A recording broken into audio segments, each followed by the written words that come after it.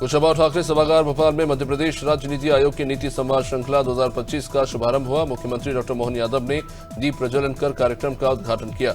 राष्ट्रीय मुस्लिम मंच के संस्थापक इंद्रेश कुमार ने शिक्षा में संस्कारों की आवश्यकता पर जोर दिया। ये कार्यक्रम उप मुख्यमंत्री जगदीश देवड़ा के निर्देश पर 6 मई को आयोजित हुआ। शिक्षा, स्वास्थ्य और प्राचीन संपदा के संरक्षण पर चर्चा हुई। मध्य प्रदेश सचिवालय में कैबिनेट बैठक का आयोजन हुआ। मुख्यमंत्री डॉक्टर मोहन यादव ने नक्सलवाद के खिलाफ कठोर कदम उठाने की घोषणा की। मंत्री कैलाश विजयवर्गीय ने बैठक को लेकर जानकारी दी। बताया कि 850 कार्यकर्ताओं की नियुक्ति और की जाएगी। साथ ही पचमढ़ी और राष्ट्रीय पर्यटन स्थल बनाने को लेकर भी फैसला हुआ है। ये बैठक को लेकर उन्होंने जानकारी दी। वही एमपी बोर्ड 10वीं और 12वीं के परिणाम घोषित हो गए। मुख्यमंत्री डॉक्टर मोहन यादव ने टॉपर्स को लेकर अच्छी बात कही, जहां पे भोपाल की छात्रा नीशू पंडित और प्रांजल कुशवाहा ने 12वीं के कॉमर्स में चौथा स्थान प्राप्त किया है।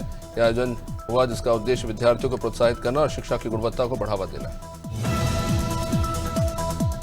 नीमच जिले में एमपी बोर्ड की 12वीं की परीक्षा परिणाम घोषित हुए। कलेक्टर हिमांशु चंद्रा ने विद्यार्थियों को सम्मानित कर कार्यक्रम का शुभारंभ किया। मुख्यमंत्री डॉक्टर मोहन यादव ने नीमच को दूसरा स्थान प्राप्त करने पर बधाई भी दी। ये आयोजन जो हुआ उसको लेकर कहा कि उद्देश्य शिक्षा की गुणवत्ता को बढ़ावा देना और विद्यार्थियों को प्रोत्साहित करना है।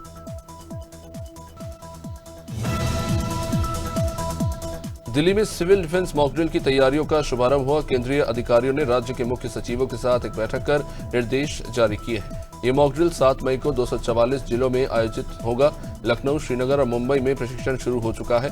इसका मुख्य उद्देश्य युद्ध जैसी स्थिति में नागरिकों को जागरूक और सुरक्षित रखने के लिए किया जा रहा है। रायपुर में सिविल डिफेंस मॉकड्रिल की तैयारियां शुरू हो चुकी है। डिप्टी सीएम अनुसाब ने केंद्र सरकार के निर्देश पर अभ्यास का शुभारंभ किया।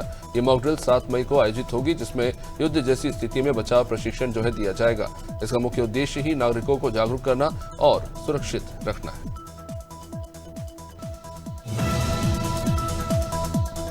वहीं रायपुर में पहलगाम आतंकी हमले के बाद मॉकड्रिल की तैयारियां शुरू हो चुकी है। डिप्टी सीएम विजय शर्मा ने केंद्र सरकार के निर्देश पर अभ्यास का शुभारंभ किया। ये मॉकड्रिल 7 मई को दुर्ग जिले में आयोजित होगी।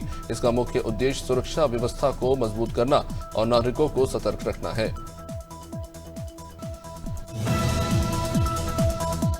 लखनऊ में सिविल डिफेंस मॉकड्रिल की तैयारियां शुरू हो चुकी है। डीजीपी प्रशांत कुमार ने अधिकारियों के साथ एक बैठक कर अभ्यास का शुभारंभ किया। ये मॉकड्रिल 7 मई को 15 जिलों में आयोजित की जाएगी। इसमें युद्ध जैसी स्थिति का अभ्यास होगा। इसका मुख्य उद्देश्य नागरिकों को सुरक्षा और प्राथमिक उपचार के लिए तैयार करना है।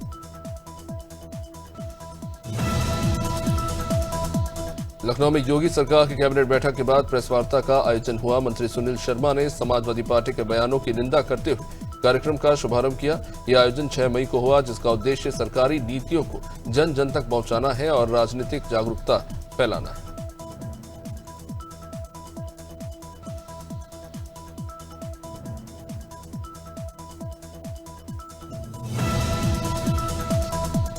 रायपुर में कांग्रेस की संविधान बचाओ यात्रा की तैयारियां शुरू हुई। पीसीसी चीफ दीपक बैज ने बिलासपुर में आयोजन की घोषणा की। ये यात्रा 8 मई को प्रभारी सचिन पायलट के नेतृत्व में शुरू होगी, जिसका मुख्य उद्देश्य संविधान के प्रति जागरूकता फैलाना और जनता को जोड़ना है।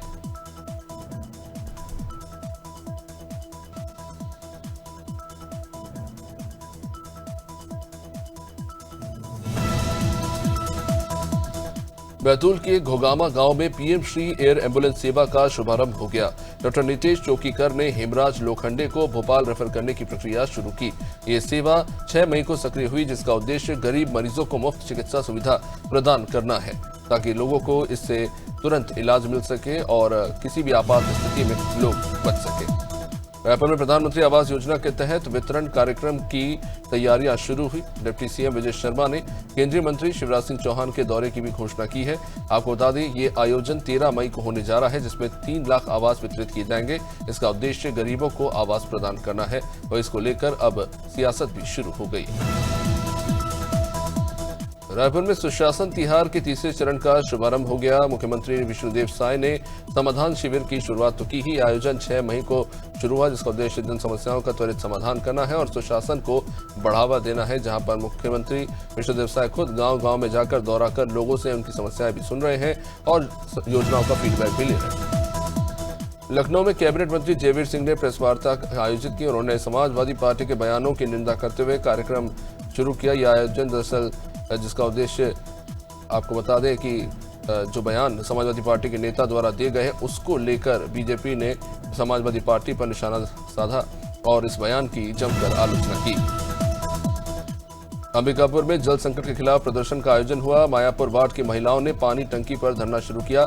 ये प्रदर्शन 6 मई को हुआ, जिसका उद्देश्य नगर निगम की लापरवाही को उजागर करना और जल आपूर्ति सुनिश्चित करना है।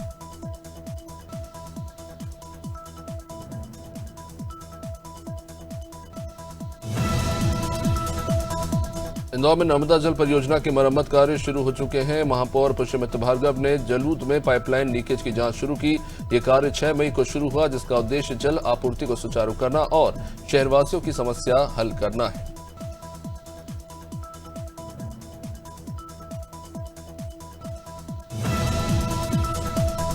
बस्ती में मिशन शक्ति के तहत पिंक बूथों का उद्घाटन हुआ। एडीजी केएस प्रताप कुमार ने दीप प्रज्वलित कर कोतवाली सर्किल में कार्यक्रम शुरू किया। इसका आयोजन 6 मई को हुआ, जिसका उद्देश्य महिला सशक्तिकरण और सुरक्षा को बढ़ावा देना है।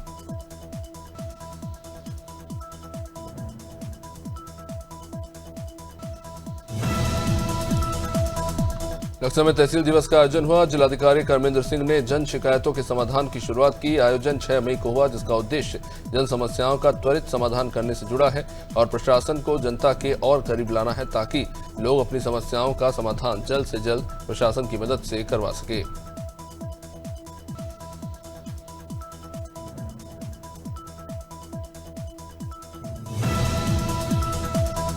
देहरादून में सोशल मीडिया पर भ्रामक खबरों के खिलाफ अभियान शुरू हो चुका है। पुलिस अधीक्षक प्रमोद कुमार ने चेतावनी जारी कर कार्यक्रम का शुभारंभ किया। यह अभियान 6 मई को शुरू हुआ है, जिसका उद्देश्य समाज में जागरूकता फैलाना है और गलत सूचनाओं को रोकना है।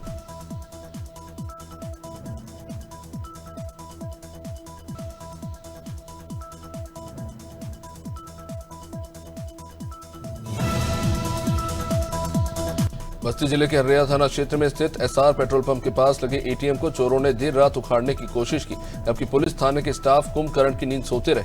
जहां एटीएम तोड़ा गया, वहीं पास में ही 112 नंबर पुलिस वाहन भी खड़ा रहता है। हैरानी की बात तो यह है कि घटना की सूचना मिलने के घंटों बाद भी हर्रेया पुलिस वहां पर नहीं पहुंची। रायबरेली के गुरबख्शगंज थाना क्षेत्र में बांदा बहराइच मार्ग पर एक दर्दनाक सड़क हादसे में एक युवक की मौत हो गई। बबूरा गांव निवासी वीरेंद्र सुबह करीब 5 बजे भट्टे पर काम करने बाइक से जा रहा था, तभी अचानक सड़क पर आए एक सीआर से टकराकर वो गिर पड़ा और उसी दौरान पीछे से आ रहे अज्ञात बड़े वाहन ने उसे कुचल दिया। पुलिस ने शव को पोस्टमार्टम के लिए भेजते हुए अज्ञात वाहन चालक के खिलाफ मामला दर्ज कर लिया। बालाघाट जिले की तिरोड़ी तहसील के ग्राम कुड़वा में 3 मई की सुबह एक आदमखोर बाघ ने 50 वर्षीय किसान प्रकाश पाने पर हमला कर उसकी जान ले ली। घटना के बाद ग्रामीणों में आक्रोश फैल गया। वही स्थिति की गंभीरता को देखते हुए डीएफओ बालाघाट के निर्देश में पेंच टाइगर रिजर्व सिवनी की विशेषज्ञ टीम की मदद से रेस्क्यू ऑपरेशन चलाया गया, जिसमें बाघ को पकड़कर पिंजरे में कैद किया गया।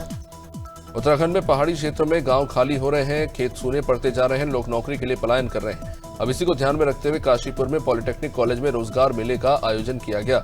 बड़ी संख्या में नौजवान नौकरी पाने की आस लेकर इंटरव्यू देने पहुंचे। रोजगार मेले में अलग अलग कंपनियों में लोगों ने अप्लाई किया। वन मंत्री सुबोध उनियाल ने इसको देखा। बहराइच जिले में प्रशासन ने बड़ी कार्रवाई करते हुए नेपाल सीमा से सटे नवाबगंज और रूपीडीहा थाना क्षेत्र में स्थित 2 अवैध मदरसों को बुलडोजर से ढहा दिया। कार्रवाई तहसीलदार के नेतृत्व में की गई। जांच में ये सामने आया कि दोनों मदरसे ग्राम समाज की जमीन पर अवैध रूप से बनाए गए थे। इनमें से एक मदरसे में तंत्र मंत्र की शिक्षा भी दिए जाने के आरोप लग रहे हैं। प्रशासन ने दोनों मदरसों को पहले नोटिस भी जारी किया था। उत्तराखंड के दुर्गम क्षेत्रों में स्वास्थ्य सेवाओं में सुधार की दिशा में महत्वपूर्ण पहल की गई। यहाँ पूर्ण रूप से सुसज्जित मोबाइल मेडिकल यूनिट की शुरुआत हुई, जिसका उद्देश्य राज्य के सुदूरवर्ती क्षेत्रों में आवश्यक स्वास्थ्य सेवाओं की उपलब्धता सुनिश्चित करना है। इस योजना का शुभारंभ मुख्यमंत्री पुष्कर सिंह धामी ने पीएम आवास परिसर में किया। उन्होंने इस पहल को ग्रामीण क्षेत्रों में स्वास्थ्य सुविधाओं की कमी को दूर करने वाला बताया। वही Amarwara bright career higher secondary school की छात्रा श्रेया पिपले ने 12वीं के आर्ट्स संकर में 500 में से 482 अंक प्राप्त करके टॉप 10 में लिस्ट में अपना 8वां स्थान हासिल किया है। अपने माता पिता, गुरुजनों और स्कूल से लेकर नगर का नाम रोशन किया है। ज्योति सोनी ने 500 में से 470 अंक प्राप्त कर जिले की मेरिट लिस्ट में अपना नाम बनाया। वह बयाना में कुएं की खुदाई करते समय मिट्टी ढहने से दर्दनाक हादसा हुआ, जिसमें कुएं के अंदर मिट्टी में 20 फीट नीचे एक युवक दब गया। घटना का पता चलने के बाद परिवार वालों में कोहराम मच गया। सूचना मिलते ही पुलिस और प्रशासन के अधिकारी मौके पर पहुंचे। रेस्क्यू ऑपरेशन के जरिए भरतपुर से एसडीआरएफ की टीम जो है रेस्क्यू के लिए बुलाया गया। लापता युवक की पहचान पप्पी के रूप में हुई। भिलाई शहर में फिर एक बार लुटेरे गैंग सक्रिय हो गए। जानकारी मिली है कि 4 मई की रात छावनी निवासी कुम्हारी से अपने घर जा रहा था एक लड़का, जिसके बाद खुर्सीपार थाने के करीब 4 युवकों ने अमित की गाड़ी की चाबी जबरदस्ती छीन ली, मोबाइल और पैसों को लूटकर बेरहमी से उसे मारा और अमित के ही मोबाइल से वीडियो बनाकर उसे लहूलुहान हालत में छोड़ दिया। बुलंदशहर में मेरठ परिक्षेत्र के एडीजी भानु भास्कर ने देश भर में होने वाली मॉकड्रिल को लेकर जनपद बुलंदशहर में तैयारियां की, जहां तैयारी चल रही है। तैयारी का निरीक्षण कर उन्होंने एसएसपी ऑफिस के सभी कार्यालय का निरीक्षण भी किया। बता दें कि आने वाले समय में मॉकड्रिल को लेकर बहुत कुछ तैयारियां चल रही हैं। नरोरा परमाणु केंद्र के प्रश्न पर भी जवाब दिया।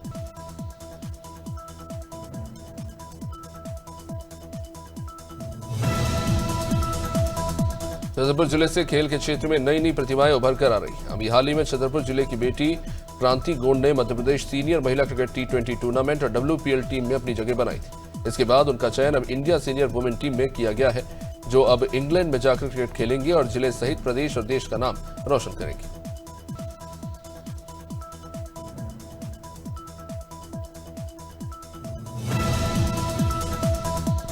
दुर्ग जिले में एक बार फिर बवाल देखने को मिला। नाबालिग लड़की लड़के के प्रेम प्रसंग से जुड़ा ये मामला।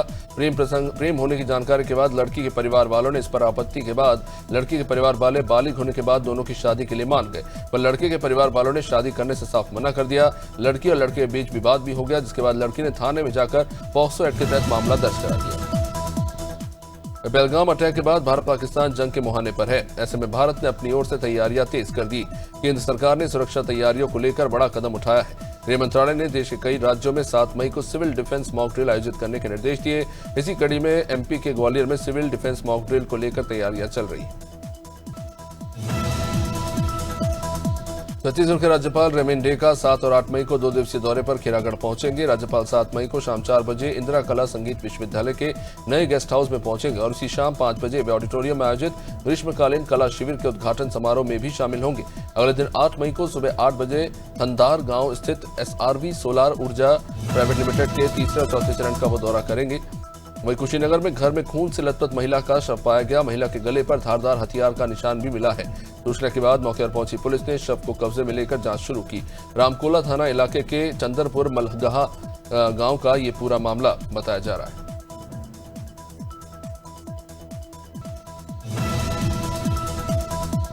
मुरादाबाद हरिद्वार स्टेट हाईवे पर दोपहर अचानक से चलती हुई स्कूटी में आग लग गई। आग की लपटें उठने लगी। स्कूटर सवार व्यक्ति ने जैसे तैसे कूदकर अपनी जान बचाई और पल भर में ही स्कूटी जलकर स्वाहा हो गई।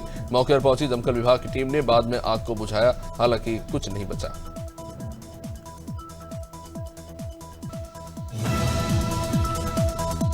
प्रयागराज के करछना थाना क्षेत्र में मंगलवार सुबह एक बड़ी घटना हुई। ग्रामीणों ने नहर में एक युवक का शव तैरता देखा। सूचना पर पहुंची पुलिस ने शव को कब्जे में लिया। युवक के सिर पर चोट के निशान पाए गए हैं। जांच में ये बात भी सामने आई है कि युवक की किसी अन्य स्थान पर हत्या करने के बाद उसके शव को नहर में फेंक दिया गया है। पुलिस फिलहाल इस मामले को लेकर गहराई से जांच कर रही है। जंग की आहट में सुबह गोला बारूद और बख्तर से भरी एक सेना की ट्रेन डोंगरगढ़ से निकली। अधिकारियों ने सुरक्षा की दृष्टि से किसी भी प्रकार की जानकारी मीडिया को नहीं दी। वही सेना की ट्रेन रुकने पर डोंगरगढ़ रेलवे स्टेशन अलर्ट पर है। डॉग स्क्वाड की टीम ट्रेन के आसपास प्लेटफॉर्म पर भी जांच करती रही।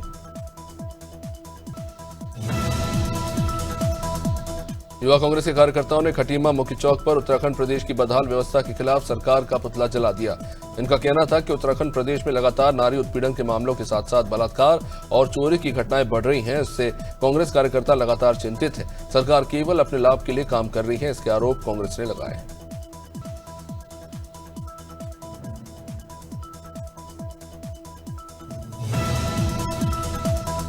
सागर जिले की तहसील देवरी में पानी की भारी समस्या बनी हुई है। नलों में सिर्फ हवा आती है, पानी नहीं।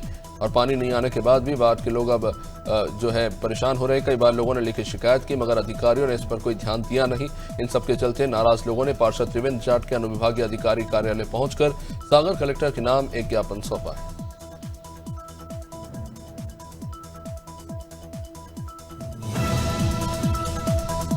सूरत जिले में अचानक मौसम ने करवट ली, जहां तेज हवाओं के साथ बारिश हुई और हवा के साथ बारिश का सिलसिला जारी हो गया। इससे लोगों को उमस भरी गर्मी से जहां थोड़ी राहत मिली। अब इस बीच धूल भरी आंधी आई और शहर के कई होर्डिंग बोर्ड सड़कों पर आ गिरे और पेड़ भी सड़कों पर गिर गए, जिससे लोग परेशान होते रहे। रास्तों में ट्रैफिक जैम लग गया और कई गाड़ियों में भी नुकसान पहुंचा। दंतेश्वरी मंदिर प्रांगण से गौग्राम जन जागरण यात्रा का शुभारंभ हुआ। विश्व हिंदू परिषद के विभाग मंत्री रवि ब्रह्मचारी ने भगवा झंडा दिखाकर रथ को रवाना किया। यह यात्रा छत्तीसगढ़ गौ सेवा आयोग अध्यक्ष विशेश्वर पटेल के निर्देश पर 20 अप्रैल से 20 मई तक चल रही है। गांव-गांव जाकर गाय के संरक्षण और गौ उत्पादों के प्रति जागरूकता फैलाई जा रही है। गाय के महत्व को लोगों तक पहुंचाया जा रहा है। राजनांदगांव जिले के डोंगरगढ़ थाना क्षेत्र के कंडरापारा में आपसी कहासुनी के बाद संजय उइके की हत्या कर दी गई। प्रार्थी मिथुन यादव ने बताया कि बाजार से लौटते वक्त सतीश कुरसुंगे ने संजय पर वार कर दिया। मिथुन को भी पैर पर चोट आई। संजय को अस्पताल ले जाया गया, जहां डॉक्टर ने उसे मृत घोषित कर दिया। आरोपी सतीश फरार था। इसे पुलिस और साइबर सेल की टीम ने पकड़ लिया।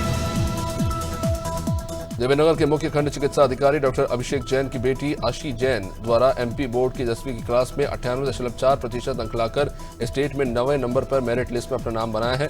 इसके लिए समस्त नगरवासियों ने उन्हें बधाई दी है और शुभकामनाएं दी है उनके भविष्य के लिए।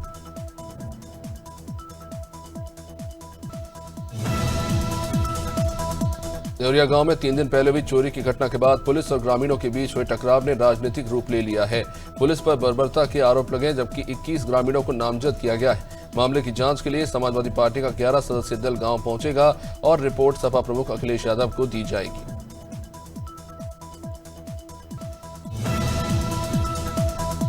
राजस्थान जिले में तेज बारिश और आंधी का सिलसिला शुरू हो गया, जिससे किसानों और वेयरहाउस संचालकों की नींद उड़ गई। खुले मैदान में तुलाई के बाद रखा हजारों क्विंटल गेहूं भीगने की कगार पर है। तेज हवाओं से ईंट भट्टों पर काम करने वालों को भी भारी नुकसान उठाना पड़ा। मौसम विभाग ने पहले ही रायसेन में बारिश की चेतावनी जारी की थी।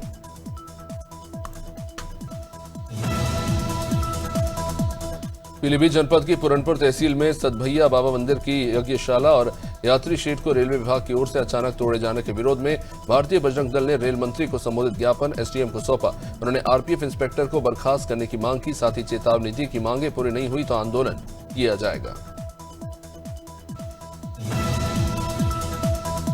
धौलपुर जिला पुलिस अधीक्षक सुमित मेहरड़ा के निर्देश पे धौलपुर पुलिस न केवल अपराधियों के खिलाफ कार्रवाई कर रही है, बल्कि सामाजिक सरोकार निभाने में भी अग्रणीय भूमिका निभा रही है। यहाँ पुलिस ने इंसानियत का भी परिचय दिया और थाना परिसर में कार्यरत कुक महेंद्र सिंह की 2 बहनों की शादी में 41,000 रुपए और कपड़ों का मायरा भरकर भावनात्मक सहयोग दिया। धौलपुर के सैपो रोड पर सोमवार रात एक शादी समारोह के दौरान नकाबपोश बाइक सवारों ने दूल्हे के पिता गिरिराज से जेवरातों से भरा बैग छीन लिया। बैग में कुछ 2.5 लाख रुपए के गहने थे। वारदात से समारोह में अफरा तफरी मच गई। बाद में पहुंची पुलिस ने अब जांच शुरू की।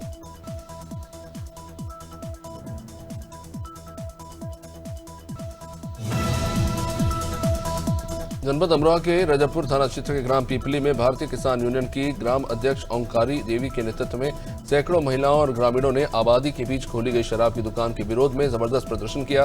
प्रदर्शन के दौरान प्रशासन के खिलाफ नारेबाजी करते हुए उप जिलाधिकारी को जिलाधिकारी के नाम ज्ञापन सौंपा गया है और कहा गया कि अगर 7 मई दोपहर 12 बजे तक दुकान को आबादी के बाहर नहीं हटाया गया तो घेराव होगा।